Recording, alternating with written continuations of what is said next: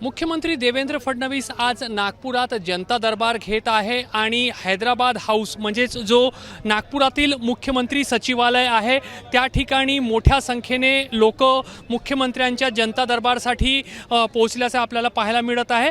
प्रत्येक व्यक्तीला एक विशिष्ट टोकन क्रमांक दिला जात आहे आणि त्या टोकन क्रमांकाच्या आधारावर एक एक करून जे लोक आहेत त्यांना आतमध्ये बोलावले जात आहे आणि प्रत्येकाची जी काही ॲप्लिकेशन आहे जो काही अर्ज आहे ते स्वतः मुख्यमंत्री वाचत आहेत आणि त्या संदर्भात जे अधिकारी आहेत त्यांना आवश्यक निर्देश देत आहेत। सर्व वेगवेगळ्या विभागाचे अधिकारी जे आहेत त्यांना आज या ठिकाणी मुख्यमंत्री सचिवालय म्हणजेच हैदराबाद हाऊसमध्ये बोलावण्यात आलेलं आहे आणि मोठ्या संख्येने लोक जे आहेत ते या मुख्यमंत्र्यांच्या जनता दरबारमध्ये आलेले। कुठून आले तुम्ही आणि काय समस्या आहे?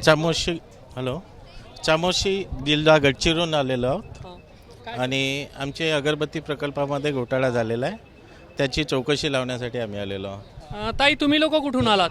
आम्ही चामोशीवरून तालुका चामोशी जिल्हा गडचिरोली अगरबत्तीमधून आलो आहोत। तर गडचिरोली जिल्ह्यातून लोक आलेले, तुम्ही कुठून आलात?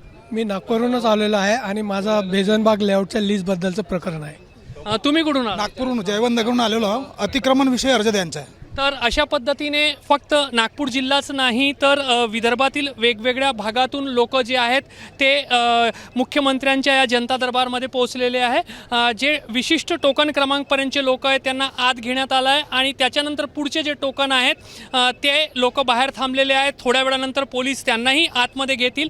अशा पद्धतीने एकानंतर एक लोकांना आपले जे काही समस्या आहे, गाऱ्हाणं आहेत, तक्रारी आहेत ते मुख्यमंत्र्यांसमक्ष मांडण्याची संधी मिळाली आहे। खरं पाहिलं तर जेव्हा महायुतीचा सरकार महाराष्ट्रात 2024 मध्ये आलं त्याच्यानंतरच प्रत्येक मंत्र्याने विशिष्ट कालावधीमध्ये आणि खास करून भाजपच्या मंत्र्यांनी विशिष्ट कालावधीनंतर त्यांच्या मतदारसंघामध्ये जनता दरबार घ्यावेत अशा पद्धतीची सूचना जी आहे ती स्वतः मुख्यमंत्र्यांनी आणि भाजप प्रदेशाध्यक्ष चंद्रशेखर बावनकुळे यांनी दिली होती आणि वेगवेगळे मंत्री जे आहेत ते जनता दरबार घेतच आहेत। सोबतच आज मुख्यमंत्री स्वतः जनता दरबार घेत आहेत। त्यामुळे लोकाभिमुख प्रशासन या ध्येयासाठी किंवा या उद्दिष्टासाठी प्रयत्न होताना आपल्याला पाहायला मिळतं आहे। कॅमेरामॅन मिथुन आदमनेसह रजत वशिष्ठ, एबीपी माझा, नागपूर। एबीपी माझा, उघडा डोळे बघा नीट।